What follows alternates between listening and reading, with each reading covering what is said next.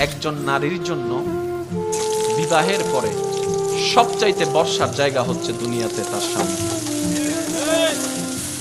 একজন নারীর জন্য, সেটা শুধু ইসলাম ধর্মের ল অনুযায়ী না, সারা বিশ্বের ল অনুযায়ী, প্রত্যেকটা মানুষের সেন্স, আপনার প্রত্যেকটা মানুষের ব্রেন অনুযায়ী, একটা নারীর জন্য সবচাইতে বিশ্বাসের জায়গা হচ্ছে দুনিয়াতে তার স্বামী।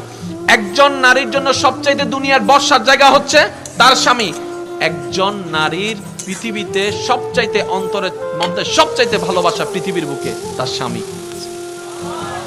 আরেকটু জোরে। কোন একজন মেয়েকে জিজ্ঞেস করেছিল যে আপনি যাকে যাকে ভালোবাসেন একটু লিস্ট করেন। লিস্ট করার পরে ওনাকে বলা হলো যে আপনি এখান থেকে লিস্ট এখানে কাটতে থাকেন, কাকে কাকে আপনি ফেলে দিবেন।